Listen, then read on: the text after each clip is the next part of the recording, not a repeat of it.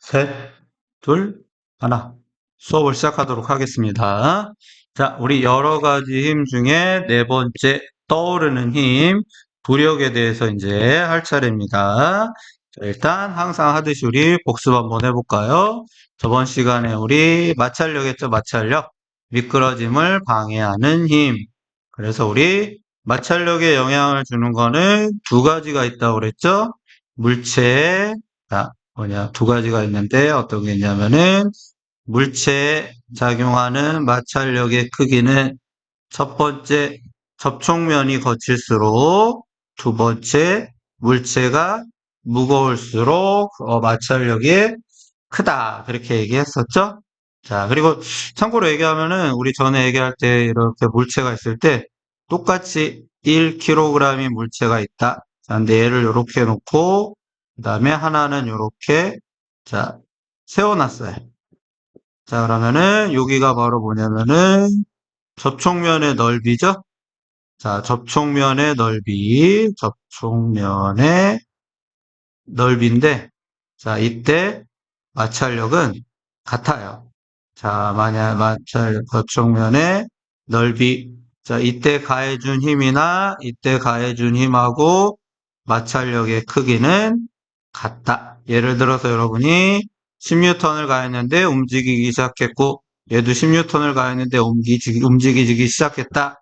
그러면은 얘도 마찰력이 10N, 얘도 마찰력이 10N. 즉, 접촉면의 성질과 무게가 같다.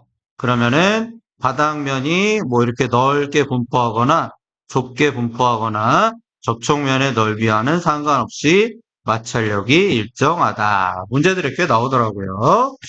자, 여튼간 마찰력을 결정하는 거는 접촉면의 성질과 물체의 무게 이 두 가지밖에 없다. 자, 그 다음에 계속 이제 네 번째 떠오르게 하는 힘, 부력 봅시다. 자, 여러분 이 배 같은 경우는 여러분 금속으로 만들죠. 금속으로 만들어요. 뭐 예를 들어서 여러분이 이렇게 물이 있는데 금속 덩어리를 이렇게 뚝 떨어뜨렸다. 그럼 아래로 가라앉겠죠? 근데 이 금속을 아주 얇게 펴서 이렇게 배 모양으로 만든다. 그러면은 자, 얇은 금속도 배 이렇게 종이배 같이 뜰 수 있어요. 이런 현상이 왜 일어나는지. 그래서 일단 부력 있죠, 부력의 뜻. 그 다음에 부력의 크기와 방향. 그리고 직접 측정도 할 수 있어야 됩니다. 자, 여기 사과 봅시다, 사과. 자, 사과 예를 들어서 얘가 0.5kg이다. 자, 그러면은 중력은 당연히 9.8 곱하기 0.5니까는 4.9 뉴턴이 작용하겠죠? 그래서 원래는 이 중력에 의해서 자, 공기 중에서 떨어져야 돼. 근데 물에서는 신기하게도 자, 얘가 떨어지지 않는 거는 자, 부력이 같은 힘으로 중력과 평형을 이루기 때문에 이렇게 떠 있는 거예요. 부력 때문에. 자, 이것처럼 자, 사과가 물 위로 뜨는 이유는 왜냐하면 물이 밀어 올리는 힘이 작용해요. 이 힘이 사과에 작용하고 자, 이런 것처럼 자, 부력이라는 건 뭐냐면은 부력이라면 물체를 밀어 올리는 힘인데 자, 액체나 기체. 자, 액체에서도 부력이 있고 두 번째 기체에서도 부력이 있어요. 뭐 대표적인 예가 뭐 액체에서는 여러분 수영할 때 뜨는 힘 생각하면 알고 나무 토막이 뜨는 거 생각하면 아는데 기체 중에도 여러분 헬륨 풍선 같은 거 있죠? 헬륨 풍선 같은 거는 이렇게 위로 떠올라요. 떠오르는 부력이 있어요. 공기 중에 있으면. 자, 그다음에 근데 또 여러분이 푼 그냥 일반 풍선 있죠? 여러분이 그냥 푼 풍선은 보통 아래로 가라앉죠. 왜냐하면 이 안에는 이산화탄소가 있어요. 이산화탄소. 자, 참고로, 자, 헬륨은 가벼운 물질이라 중력이 작아요. 그런데 상대적으로 부력이 크기 때문에 중력이 작고 부력이 크기 때문에 위로 떠오르는데 자, 이산화탄소 같은 경우는 무거운 물질이라 중력이 꽤 크고 부력이 상대적으로 작아서 아래로 가라앉는다. 그래서 기체에서도 부력이 작용한다. 꼭 알고 있어야 돼요. 자, 부력은 아까 여기 나온 그림처럼 중력과 반대 방향으로 작용한다. 자, 그럼 우리 한번 실험 영상 볼까요? 자, 우리 부력을 측정하는 실험 영상 한번 볼게요.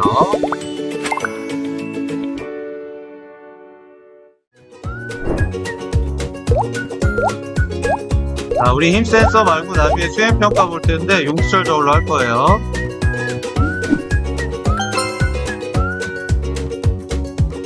자, 나중엔 용수철 저울로 이렇게 측정할 거예요.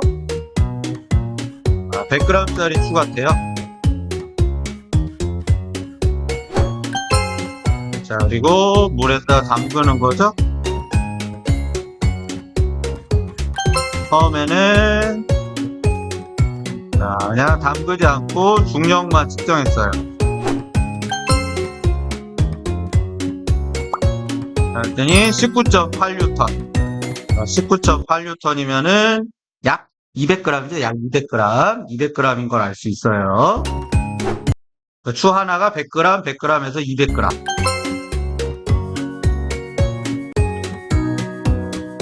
자, 한 개만 잠기겠죠. 한 개만. 이때 했더니 1.86N.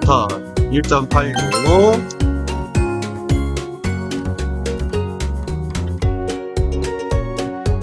자, 두 개 다 이제 담궜죠? 두 개 다 담궜더니 얼마가 나오냐면 1.75N이 나왔죠? 넣기 전엔 이렇게 나오고, 하나 넣었을 땐 이렇게 나오고, 두 개 넣었을 땐 이렇게 나온다.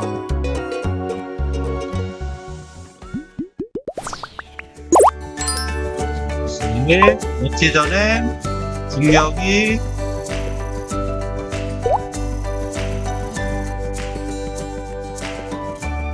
자, 뭐 나머지는 수업으로 설명을 하고요. 계속 봅시다. 자, 우리 영상 나중에 여러분 수행평가 이거로 볼 거예요. 자, 어떻게 됐냐면은 자, 그냥 추만 요렇게 두 개에 요렇게 매달았을 때 아까 우리 실험에서 1.98N이 나왔죠? 자, 그리고 이렇게 한 개만 요렇게 물에 담궜을 때 이때는 얼마가 나왔냐면 1.86N. 그다음에 이렇게 한 개, 두 개 다 이렇게 담궜을 때는 얼마가 나왔냐면 1.75N이 나왔다는 걸 알 수 있죠? 자, 그러면은 봅시다. 얘가 지금 얘가 다죠?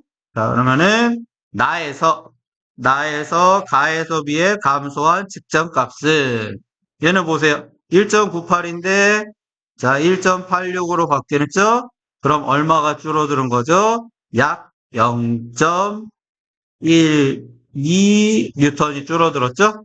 자, 그 다음에 다는 가에 비해서 줄어든 거. 그래서 이렇게 쭉 해서 다는 얼마큼 줄어들었냐면은 0. 얼마큼 줄어들었나요? 3N만큼 줄어들었죠?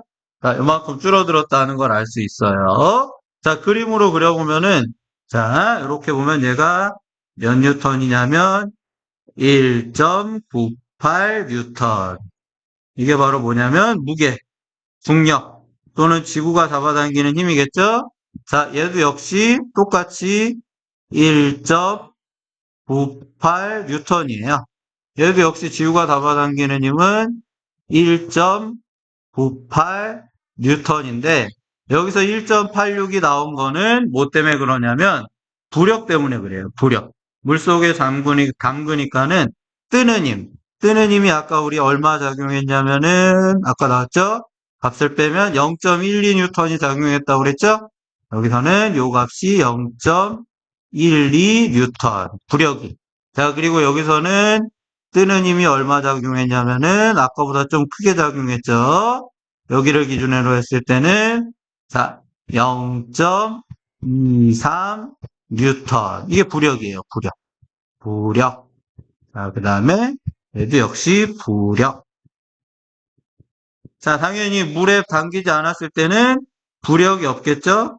부력이 존재하지 않으니까 측정값이 1.98N이 나오고 자, 여기 추가 한 개 담겼을 때는 1.98N에서 부력이 뉴턴으로 반대 방향으로 합치니까 결국 합력으로는 1.86뉴턴.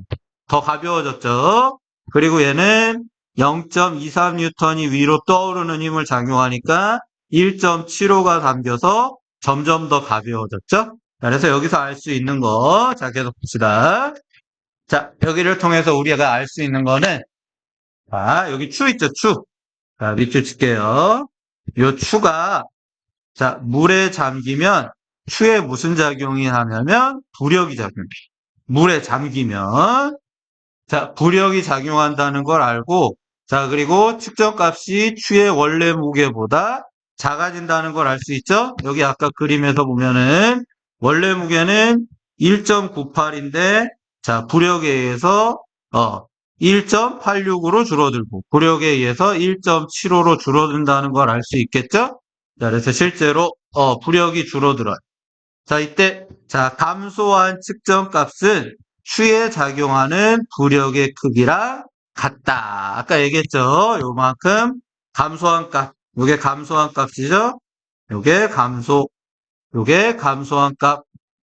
자, 이 크기가 누구랑 같냐면은 이 물체의 부력과 같죠? 얘도 감소한 값이 이 물체의 부력. 자, 그래서 무게가 감소한 값, 여기 나온 것처럼, 자, 뭐냐면은 감소한 측정값이 바로 추에 작용하는 부력의 크기란 걸 알 수 있죠? 자, 그리고 아까 여기 나왔던 것처럼 추 한 개보다, 자, 몇 개? 두 개가 잠겼을 때 추에 작용하는 부력이 크다. 자, 그러면은 세 개가 잠겨도 역시 부력이 더 크겠죠? 자, 이것처럼 부력의 크기에 영향을 주는 거는 추가 물에 잠긴 추의 부피예요. 그래서 추가 하나, 둘, 셋, 네 개로 많이 물에 잠길수록 부력의 크기가 커진다는 거를 우리가 알 수 있죠? 그래서 부력의 크기는 물에 잠긴 부피가 클수록 커진다. 참고로 무슨 관계냐면 정비례 관계예요. 부력이 2배, 3배로 커지면은, 자, 아니죠. 물에 잠긴 부피가 2배, 3배 커지면은 부력도 2배, 3배 커진다. 그래서 여러분 수영할 때 있죠, 수영할 때. 여러분 수영할 때 최대한 어떻게 수영을 해야 되냐면, 몸이 최대한 물속에 잠긴 상태에서 요로 요렇게 호흡만 할 수 있을 정도로 떠 있어야지만 수영할 때 부력이 커요. 만약에 막 이렇게 갖고 자, 어깨 쪽이 막 이렇게 머리 쪽이라 이렇게 밖으로 나왔다.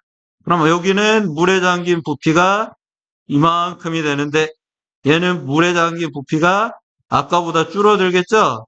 또 부력이 줄어들어요. 그럼 그럴수록 여러분이 수영하기가 힘들죠? 아마 수영해본 친구는 알 거예요. 최대한 물에 몸을 담궈야지만 부력의 크기가 커지고 실제 자유형 단거리 같은 경우는 아예 선수가 물 밖에 나오지도 않고 숨쉬러 나오지도 않고 그냥 물속에서만 쭉 헤엄치는 걸 볼 수 있어요. 부력을 최대로 하기 위해서.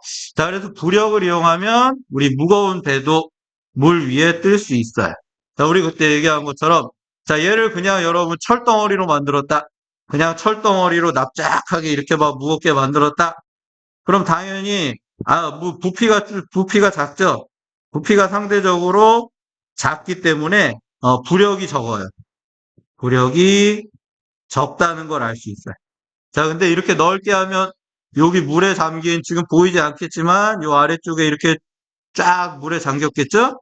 자, 물에 잠긴 부피가 훨씬 더 커지기 때문에 부력이 커져요.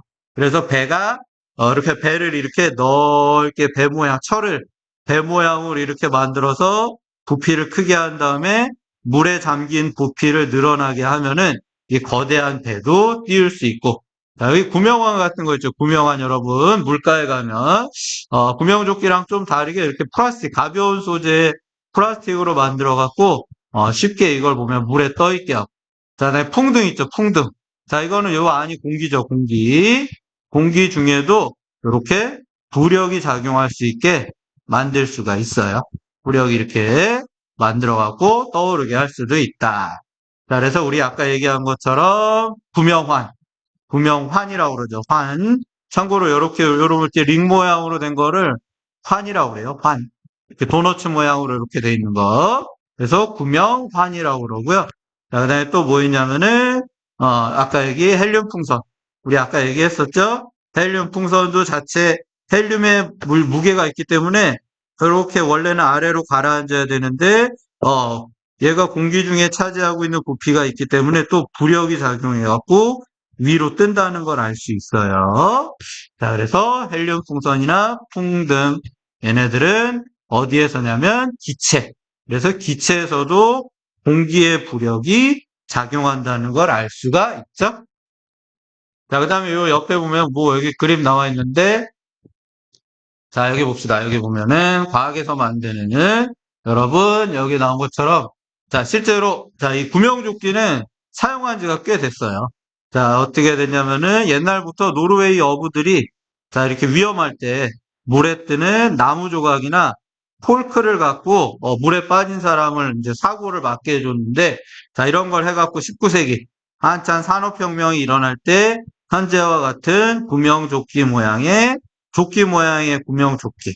자, 근데 여기 보면은 두 가지 종류가 있어요. 이렇게 나와 있는 것처럼.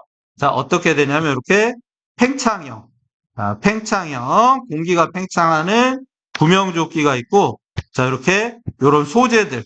자, 소재들을 이용하는 소재형 구명조끼. 자, 그래서 어떻게 쓰냐면 팽창형 같은 경우는 비행기에서는 보관이 편하니까 팽창형을 쓰고 반대로 수영장이나 선착장 등에 보관하기 쉬운 데는 부력 소재형을 사용한다는 걸 알 수 있겠죠?